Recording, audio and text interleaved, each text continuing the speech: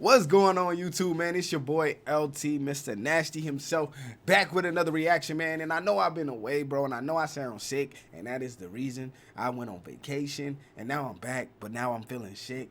I got headaches, migraines, the whole nine, but we ain't gonna stop the grind. You feel what I'm saying, man? So we got today, how good was Toni KuKoc? Now, I always felt like I gave Toni KuKoc the bad end of the stick just because I've always been a Michael Jordan fan. So we're going to check it out and see just how good Toni KuKoc was. I think he was all right. I don't think he was great. I don't think he could have led a team. Maybe he could have. Maybe he just got stuck in the Bulls' shadows. I don't know. But we're going to check out this video and see what's going on, man. Make sure y'all hit that like button, subscribe to this channel, and turn your notifications on. And by the way, we are having some problems with the LT name, bro. I don't know what it is, but I got a copyright strike telling me I needed to change my name because technically it belongs to somebody. So we might have to. I don't know yet. And my other channel is Solid Silver, so I'm like, do I change it to Solid Silver, bro? I don't really want to. I actually like the LT name, so if we can move a period or something and just leave it like that, we might. So if y'all see a little change in a name like LT dot, then that's what happened. But, man, we'll go ahead and check this video out, man. I hope you guys did enjoy your little vacation. I hope everybody had a great little summer to start it off with. But let's get into this one and see what's going on. KuKoc, a.k.a. the Waiter, a.k.a. the Croatian sensation, is one of the first and one of the best Europeans to ever play in the NBA. He was a key piece to the second three-peat of Jordan's Bulls in the 90s. And like, that already throwing you in a group with some people that I don't know. Mono Ginobili. I don't know if you can play against him. You know, when you say great, I don't know. He unjustifiably got snubbed for more screen time in the Last Dance documentary. But how good was Toni KuKoc really? And how much he helped Jordan in the second three-peat? Find out in the rest of the video. All right, here we go. Hope you guys enjoying. Caught the sports bug from his father. Toni's father was a sports fanatic, and he used to bring Toni along with him to every possible sporting event. Toni instantly caught the sports bug, and he started training soccer and table tennis as a kid. Extremely coordinated for his size, Toni was a regional champ in table tennis as a young teenager. And he only started playing basketball after he got too tall for soccer. His first basketball club was Plastica, where he began training alongside Dino Radja. What type of name is Plastica? What? Oh, no. A Hall of Fame inductee in 2019. And even though he picked up basketball extremely late, slightly before his 15th birthday, coaches quickly recognized Toni's feel for the game. Encouraged, Toni used to train up to 7 or 8 hours a day and would often come in and shoot before the cleaning lady arrived at the gym. Hard work paid off, and just a couple years later, at the age of 17, KuKoc started playing professionally for Plastica. His first contract was worth only 100,000 Deutschmarks over 6 years, equivalent to $50,000. Still, Toni later said he was just happy to play basketball and that he never thought he was underpaid. Radja. Hey, see, and that's the difference between a hooper and then just a hoopist, bro. That's the difference. A hooper is like, yo, bro, I just want to play. I don't care the dollar amount. I don't care who's on my team. I just want to play. Give me a little bit of space and I'll close the case. But then you got guys that come in there like, man, if it ain't about the dollars, I ain't doing it. And that's what really shuts down the game, bro. That's what makes the game sad to watch. So, I mean, it is what it is. I'm not too worried about it. But with him saying that, he already working up my ladder. You feel what I'm saying? Yeah, and KuKoc soon became the backbone of one of the most talented generations in the history of European basketball. They led Plastica to 2 consecutive EuroLeague titles in 1989 and 1990, along with 2 domestic championships. After Radja left the team, KuKoc single-handedly led the team to another EuroLeague victory, with another Yugoslavian championship and cup, winning every possible trophy in the 1991 season. Toni was named the MVP of the EuroLeague in 1990 and 1991 and was widely regarded as the best player in Europe. International success. Okay. Yugoslavian basketball in the 80s was the greatest basketball hub outside of the US, and their teams dominated international basketball competitions. Just 60 miles north of Split, where Toni and Radja were born and played basketball, another basketball Hall of Famer was emerging. Yes, it was the late, great Dragan Petrovic, one of the best shooters in the history of basketball. Hey, yo, that boy right there. Look, when I was a kid, I used to 3 was my number. I didn't change it till 10 until I started playing dominoes with my dad, and then I started saying this like, it's 10 to get in thing, and that kind of became my slogan. But I used to wear 3, and bro, it was him and Iverson. I thought the greatest shooters wore 3. I didn't think any otherwise. I had Iverson. I was like, oh, he's a point guard. He's a great shooter. He can get to the basket. That's who I want to be like when I grow up. And then you had him too, and I'm like, okay, this is what I'm talking about. But then as I got older, I turned like 15. I want to say I was 14, maybe 13. I was like, yo, look, I got to brand myself. So my dad used to play dominoes, and he always used to slap it on the table and go, it's 10 to get in. So that was like, yeah, that's what it is. That's the whole brand. It's 10 to get in. You feel what I'm saying? So I kind of ran with that, and it's been that ever since. So my favorite number is 10 now, but before that was 3. Basketball, if not the best, if you ask Reggie Miller. Vlade Divac, another Hall of Famer, was also playing on the Yugoslavian national team, as well as Željko Obradović, who later became the winningest coach in the history of EuroLeague. Yugoslavia won the silver at the 1988 Olympics in Seoul, losing closely to the Soviet Union in the final. In the 1990 World Cup in Argentina, Yugoslavia avenged the loss and defeated the Soviets, with Toni KuKoc as the tournament's MVP. After failing to reach the gold medal game at 2 consecutive competitions, USA Basketball decided to send pro players to the next Olympics, which would affect Toni KuKoc as well. He just didn't know it yet. Jerry's boy in Barcelona. KuKoc, Petrovic, and Radja were the leaders of a newly formed Croatian team that qualified for the '92 Olympics, after the country declared independence from Yugoslavia in 1991. Dražen Petrovic, who just finished his best year in the NBA, averaging 20 points for the Nets, warned his fellow Croatians about the physicality of NBA players. At the time, European players were very skillful, and their training was always about fundamentals and technique.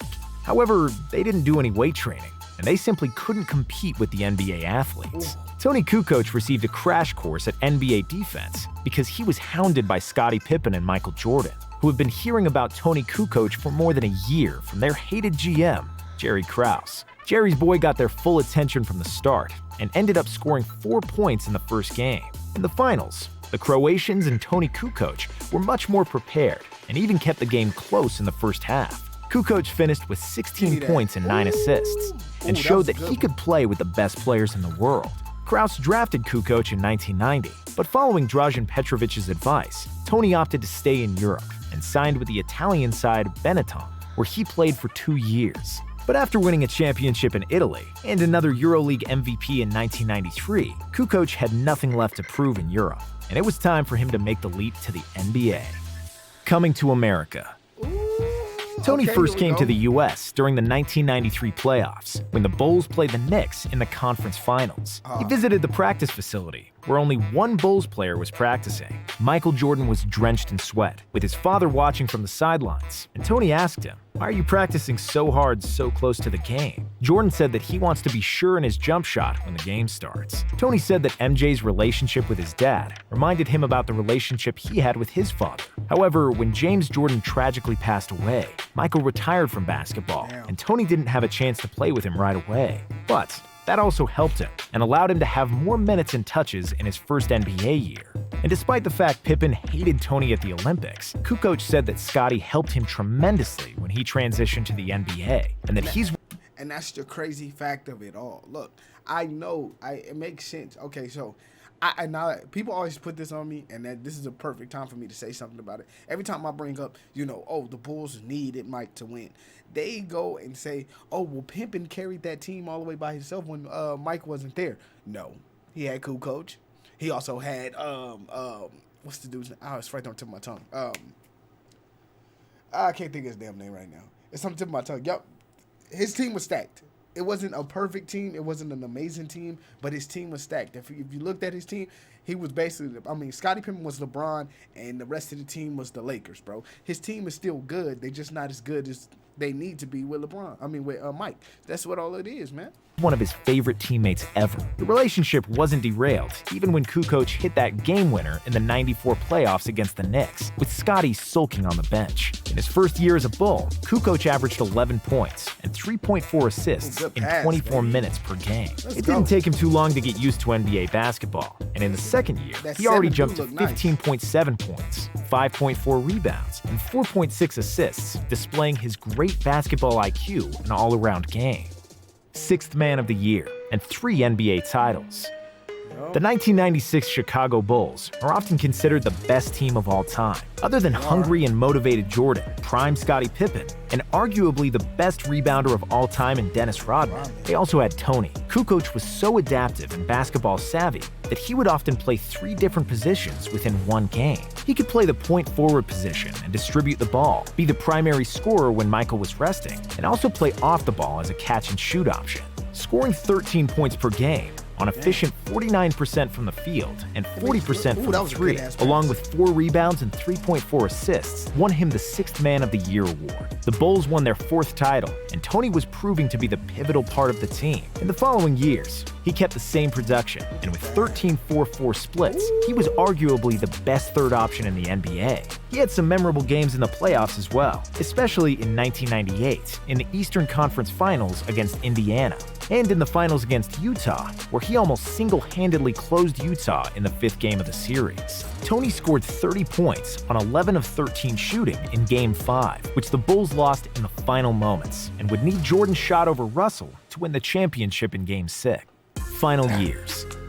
In the '99 lockout season, after the last dance, KuKoc remained one of the only guys from the championship squad. At the age of 30, he was still in his prime and showed a glimpse of what his numbers could have been if he had his own team. He averaged 19, 7, and 5, and these numbers could have been even better if the Bulls weren't such a bad team. KuKoc then played for the Sixers for half a season in 2000 and half a season in 2001. In the games KuKoc played in those 2 years, the Sixers recorded 61 wins and 19 losses, while in regular season games in which KuKoc did not play, they dropped to 45 wins and 39 losses. After playing with Jordan for all those years, he displayed great chemistry with Allen Iverson, another high-scoring guard, and it was a shame KuKoc got traded to Atlanta and couldn't help Iverson in the 2001 NBA Finals. He played in Atlanta 1 more year, and then signed a 4-year deal with the Bucks, which would be his final NBA club, and where he had more problems with his bad back than he did with players on the court. Bro, what is it? Hey,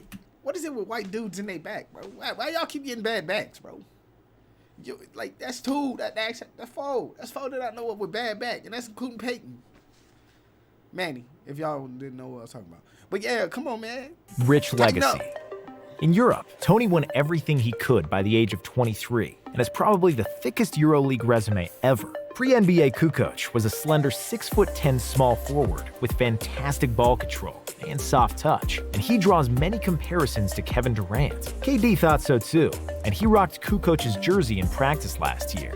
When Toni first got to Chicago, they forced him to bulk up significantly, just because they needed a power forward, even though it wasn't his natural position, and he lost some of the agility he had. Hey, why does Toni KuKoc look like, what's the dude's name? Hugh Jackman.